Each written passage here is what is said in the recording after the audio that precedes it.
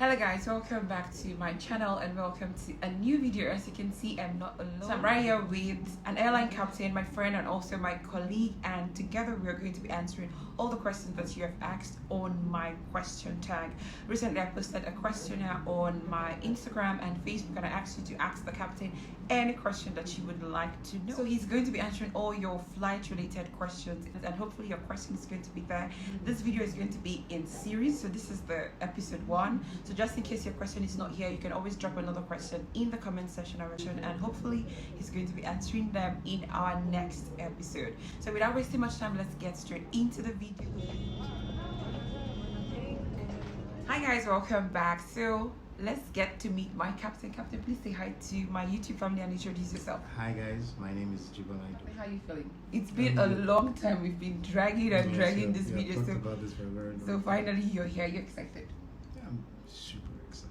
Oh, okay. So guys, let's get straight into the video. If you're new here, my name is Jane Ezinobi. I'm a flight attendant, a part-time YouTuber, and I do so many other things that you get to know. Back. So let's get straight into our video. So number one question is, someone asked me, what is the view like in the flight deck? It's beautiful. It's the best view in the world. There's nothing that beats it. Oh, really? Chocolate and cake. No. Chocolate and cake. No. Okay, so someone else asked, why are we asked to switch off our phones? Okay, I'm sure everybody wants to know this one. Everybody wants to know this one. Okay. The reason you turn off your phones is it's usually between takeoff and 10,000 feet and landing, and it's because those are the critical stages of flight. We do not want you distracted by music on your phone, or you're looking at pictures or whatever. If it's off, you're not looking at it. Basically, that's the basic reason. There are a couple of other reasons which we could get into on another episode. But the basic thing is we don't want you distracted, and we want you to be able to hear what's going on and see what's going on below 10,000 feet. Like I said, critical stages, the critical stage of flight, if you're going to evacuate or jump out of the aircraft, or you're going to get special instructions after you get out, it's going to be below 10,000 feet, most likely. So the third question, someone asked, or someone actually wrote this to me saying he boarded a flight from point A to point B and the airplane hovered on her for about 30 minutes because of the weather and attempted to approach, but the storm was hell. The airplane struggled to go back up and then took them back to another station and landed, and he was grateful that they did not crash. What do you think really happened there? It's okay. Basically, the way things work is when you leave, say you're going Lagos Abuja, for example, you're going to carry enough fuel to get you to Abuja. You're also going to carry enough fuel for you to hold. We call it holding, not hovering, we call it holding, for you to hold for at least 30 minutes. Then more fuel to get you to what we call an alternate station, if for any reason you cannot land at the station of intention. Now, the weather phenomena that can prevent an aircraft from landing, like a heavy storm, etc., strong winds, they usually don't last more than 30, 45, maybe an hour. So you have enough fuel. When you get there, if you look at the weather, you're listening to the weather reports, you're looking at the forecast, you could think that, okay, you know what, it's possible that in the next 30 minutes it's going to get better. Instead of burning all that fuel to get back to your alternate station, you're thinking about, okay, you know what, let's wait, let's see how it goes. If the weather clears, we land. If it doesn't clear, then we go to our alternate. So sometimes, depending on how much extra fuel you're carrying, or depending on how much holding fuel you're carrying, you would want to wait for the weather to clear. If it doesn't clear, then you go to your alternate station. It's going to be bumpy. It could be a bit uncomfortable, but more often than not, no pilot is going to fly into the kind of weather that would lead to a crash. It's just uncomfortable because sometimes you have to go through that to get to land, but nobody wants to fly through a thunderstorm very close to the ground. So usually which is why you find out that when they're holding, it's usually at relatively high altitudes. And then if you can't land, you go to where you're coming from. It's not like the train that did not have enough fuel to get to its destination. An aircraft always has more than enough fuel to get to its destination. So the next question is, how do you stay calm when there is a turbulence? Well, you have to be calm. You are responsible for everybody on board. And like, imagine your captain saying, there's turbulence, oh yeah, I'm going to crash or that. So even if you are scared, you have to be calm for the people you're responsible for. But jokes apart, it's very, very, very unlikely that turbulence alone on its own will bring an aircraft down, except maybe 500 feet, and then there's a lot of turbulence. But then if you have weather radar, most aircraft have weather radar, so you see that there's bad weather ahead, you're getting close to the ground, which goes back to the previous question. You hold and wait for the weather to clear. Well, at high altitudes, it's uncomfortable. Like I said, it's almost like being on a roller coaster. But I think it's easier for us because we can see, we anticipate, we know it's coming, and we know how long we're going to be in it. And to a certain extent, you might even be able to judge the severity of it. The next question is, are bigger planes safer than smaller planes? Bigger planes safer than smaller planes? Bigger planes safer than smaller planes? Not really. Because the thing is, bigger planes have a bigger mass.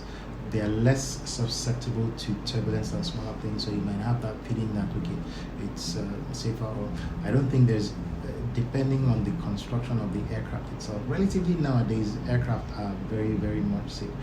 You find out that a lot of crashes in recent times is due to pilot error more than the machine itself. Now, when you look at safety, the only problem is if a small plane crashes, there are like 10, 15 people aboard. If a huge plane crashes, there are 300 and something people. So it seems to be more severe or less safe, but they are just as safe as each other. Yeah. Okay, so the next question is, can airplane fly on one engine? Of course, aircraft can fly on one engine, but usually the way they're certified is for them to fly for a maximum of 1 hour with one engine. That's the general thing. So when you pick your alternates, I mentioned about them, which is where you can land if you can't land in your original destination, you're usually going to pick somewhere that is less than 1 hour away from your initial destination. And they're certified to fly for more than 1 hour, but it's not recommended to fly more than 1 hour on one engine. And it's part of the training we do in simulator, recurrent simulator training. We learn or practice flying with one engine and landing with one engine. And actually, flying with one engine is not such a big deal. It's actually taking off with one engine. That is the big deal. Or landing with one engine. But flying with one engine, once the aircraft has momentum, it's not a big deal. Okay, you've heard that. The next question is, how long does it take to become a pilot? It depends on where you go to school. On the average, let's call it about 14 to 16 months. Some That's people, about a year. Yeah, a year and a couple of months. Some people do it. I know a couple of people that did it under 1 year. But then, being a pilot it's a situation where you keep learning. So your basic training, that is up to a commercial pilot, which is just out of flying school, about 12 to 14 months. Then you have to do type rating if you're going to fly a jet. If you're going to fly an aircraft that has more than a maximum takeoff weight of, I think, 12,500 kilograms, you need a type rating. Type ratings are usually 6 weeks. So all in all, you could come out from your house, enter a flying school, and in approximately 2 years, you'd be a qualified pilot. But it does not mean that you're a properly trained pilot, because even after your type rating, you start to do line training, undergo line training in an airline. And every time you change an airline, you move to a different airline, you have to do line training because each airline's procedures are slightly different. Yeah. So. Okay, and this one is asking you to give us some pilot tips on safety.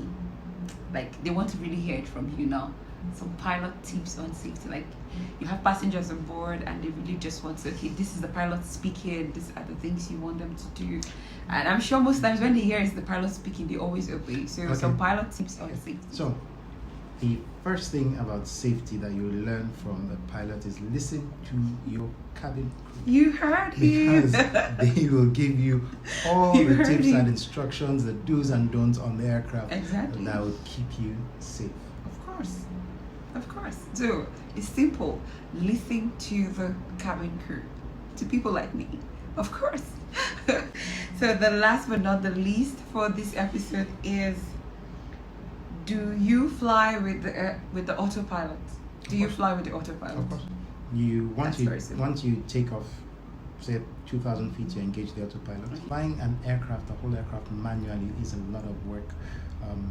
So once we take off the critical phases of flight, we hand fly, and then we engage the autopilot. So in cruise, in most of the climb, in cruise and descent, until we are about to land, the autopilot does the flying. But just because the autopilot is flying does not mean that we're not working, because we need to supervise what the autopilot is doing. So it's basically, you give the autopilot instructions: climb to 30,000 feet, fly at 300 nautical miles an hour, or this descend to 16,000 feet. We give the autopilot instructions and it carries the instructions out.